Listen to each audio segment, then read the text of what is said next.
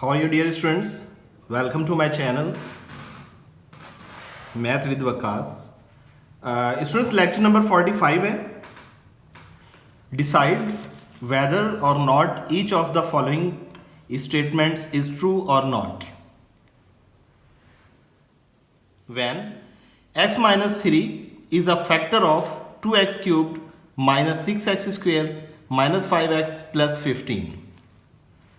And question number 2 is x plus 3 is a factor of 3x cubed minus x square minus 22x and plus 24.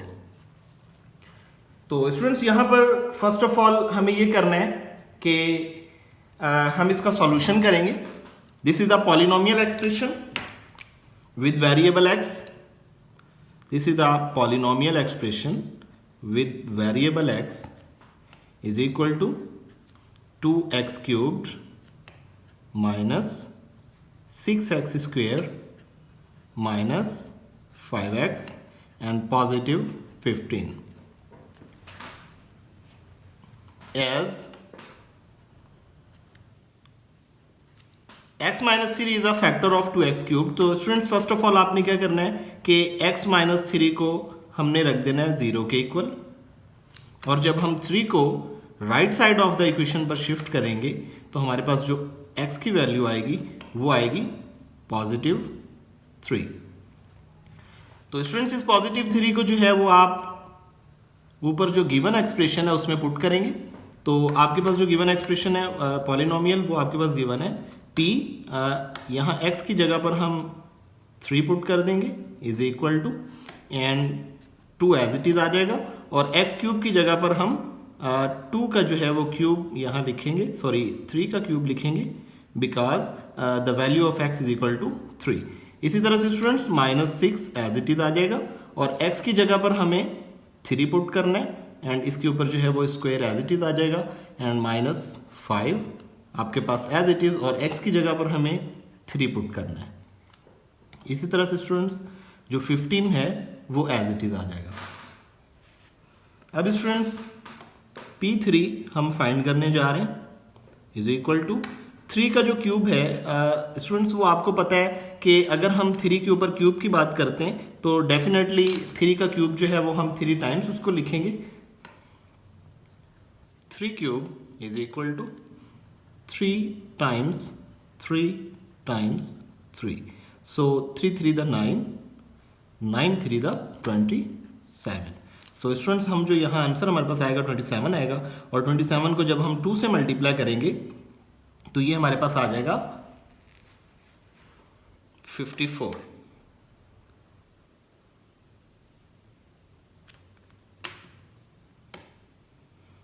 ये students आपके पास आ जाएगा 2, और 2 मैंने एज इट इज लिख दिया एंड ये आपके पास जो है वो आ जाएगा 3 को जब हम 3 टाइम्स मल्टीप्लाई करेंगे तो ये आ जाएगा आपके पास 27. अब स्टूडेंट्स ये नेगेटिव 6 एज इट इज आ जाएगा, और 3 का स्क्वायर मतलब 3 को हम 2 टाइम्स लिखेंगे, तो डेफिनेटली जब हम 3 को 2 टाइम्स लिखते हैं तो 3 का स्क्वायर जब आता है आपके पास तो ये 3 टाइम्स 3 इज इक्वल टू 9. तो स्टूडेंट्स हम यहाँ पर जो है वो 9 पुट करेंगे and minus 5 3 the 15 and this is negative 15 and here is positive 15. अब स्टूडेंट्स हमें क्या करना है कि जो हम सॉल्व कर चुके हैं सबसे पहले हमने इनकी पावर्स को सॉल्व किया, एक्सपेरेंट्स को सॉल्व किया.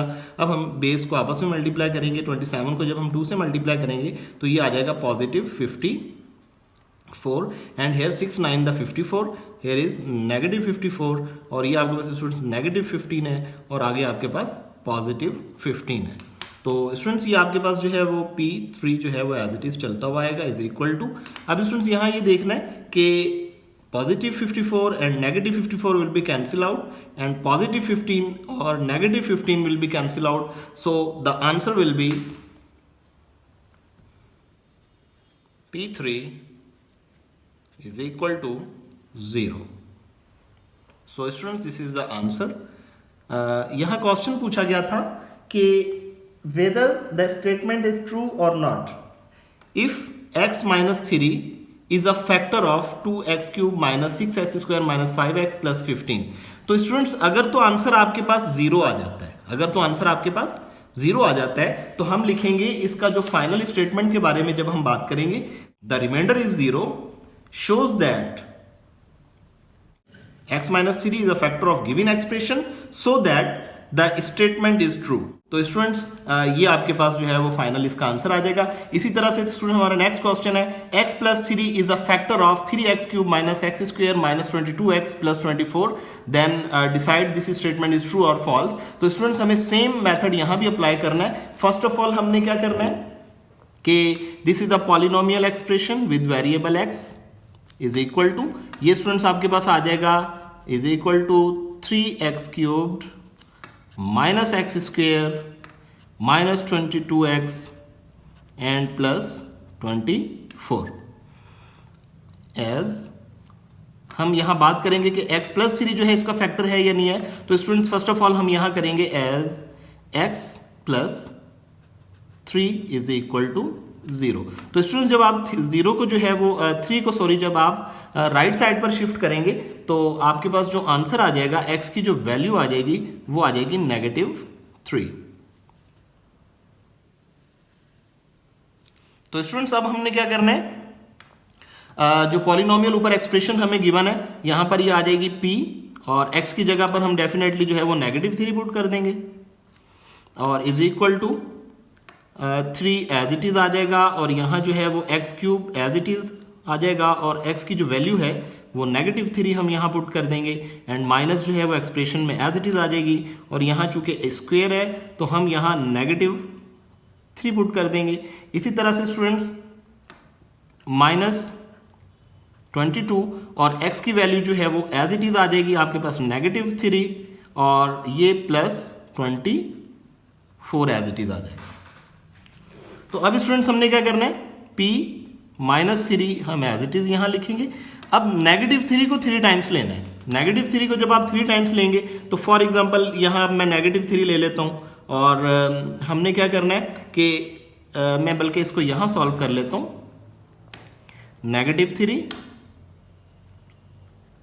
Times -3 times -3। तो स्टूडेंट दो साइन तो एक साथ नहीं आती हैं, आप इस -3 को ब्रैकेट में कर लें और इसको भी ब्रैकेट में लिख लें और इसी तरह से इसको भी चाहें तो आप ब्रैकेट में लिख लें। तो स्टूडेंट्स नेगेटिव आपके पास पॉजिटिव होता है यानी माइनस माइनस प्लस और plus minus minus and 3 3 the 9 and 9 3 the 27। तो ये आपके पास स्टूडेंट्स -27 आ जाएगा। तो आपने यहाँ एज इट इज जो है वो 3 एज इट इज लिख देना है और ये ब्रैकेट के अंदर -27 हम लिख देंगे और स्टूडेंट्स इसी तरह से जो है वो माइनस एज इट इज आ जाएगा और यहाँ हम जब इसे सॉल्व करेंगे तो आपको पता होना चाहिए -3 को जब हम 2 टाइम्स लिखेंगे तो डेफिनेटली आपके पास जो साइन है वो किस तरह से चेंज होगी। हम -3 का जब हम स्क्वायर लिखते हैं तो इसका मतलब ये हुआ कि -3 जो है वो 2 टाइम्स लिखा जाएगा, -3 टाइम्स -3। तो स्टूडेंट्स ये नेगेटिव और नेगेटिव आपस में मल्टीप्लाई होकर पॉजिटिव आ जाएगा और 3 3 जो है वो आपके पास 9 आ जाएगा। तो इस तरह से स्टूडेंट्स हमारे पास जो आंसर आएगा वो आ जाएगा +9। इसी तरह से स्टूडेंट्स माइनस माइनस प्लस आ जाएगा और जब हम 22 को 3 टाइम्स मल्टीप्लाई करेंगे तो आप 22 को 3 टाइम्स मल्टीप्लाई कर लें तो आपके पास जो आंसर आएगा 22 तो जब हम 3 टाइम्स मल्टीप्लाई करते हैं तो ये आ जाएगा 3 2 द 6 एंड 3 2 द 6। तो ये आपके पास स्टूडेंट्स आंसर आ जाता है 66 एंड ये आपके पास +24 आ जाएगा। तो स्टूडेंट्स आई होप कि यहां तक आपको समझ में आ चुका होगा। हम इसे आगे जब फर्दर सॉल्व करेंगे तो हमने क्या करना है, यहाँ 27 को जब हम 3 से मल्टीप्लाई करेंगे तो ये आपके पास p -3 एज इट इज आ जाएगा और 27 को जब हम 3 से मल्टीप्लाई करेंगे तो ये आ जाएगा -81 और ये -9 आपके पास यहाँ चूंकि पॉजिटिव साइन है, नेगेटिव और पॉजिटिव मल्टीप्लाई होकर आपके पास -9 आ जाएगा और ये प्लस का 66 आ जाएगा और ये +24 आ जाएगा। अब स्टूडेंट्स आपने क्या करना है कि 81 और 9 इन दोनों को आपने ऐड कर लेना है। तो आपने क्या करना है, यहां माइनस का 81 और माइनस का 9, तो ये माइनस के 89 हो जाएंगे। बल्कि 81 में जब आप 9 ऐड करेंगे स्टूडेंट्स, माइनस का 81 और माइनस का 9, तो आपके पास जो आंसर आएगा वो p minus 3 is equal to minus 90। इसी तरह से स्टूडेंट्स प्लस का 66 और प्लस के 24, तो ये आपके पास प्लस के 90 आ जाएंगे। अब स्टूडेंट्स आप देखें कि पॉजिटिव 90 या नेगेटिव 90 ये आपस में कैंसिल आउट हो जाएंगे, तो आपके पास जो p नेगेटिव 3 की जो वैल्यू आएगी स्टूडेंट्स, वो आ जाएगी आपके पास 0। और इसी तरह से स्टूडेंट्स अगर आपके पास आंसर 0 आ जाए तो आपने नीचे लिखना है the reminder is 0 because the reminder is 0 shows that x plus 3 is a factor of given expression, so statement is true. So statement is true.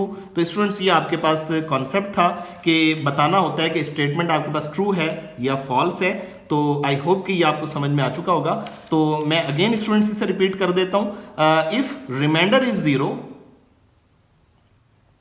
या हम इसे कहते हैं the reminder is 0 shows that x plus 3 is a factor of given expression, so statement is true. तो ये आपकी statement true है। So students अगर आपके पास आंसर 0 ना आए तो स्टेटमेंट इज फॉल्स लिख दिया जाएगा। हम लिखेंगे the reminder is not 0 shows that the x plus 3 is not a factor of given expression, so statement is not true. तो स्टूडेंट्स अगर आपके पास 0 आ जाए तो स्टेटमेंट इज ट्रू, और अगर नॉन जीरो कोई डिजिट आ जाए तो इट मीन्स कि statement is not true. I hope कि ये कॉन्सेप्ट आपको समझ में आ चुका होगा। तो स्टूडेंट्स अगर आपको मेरे लेक्चर पसंद आए तो मेरे लेक्चर को लाइक करें और सब्सक्राइब कीजिएगा और बेल आइकन प्रेस कर दें ताकि नेक्स्ट लेक्चर्स की नोटिफिकेशन आप तक बर वक्त पहुंच सकें। Thank you so much.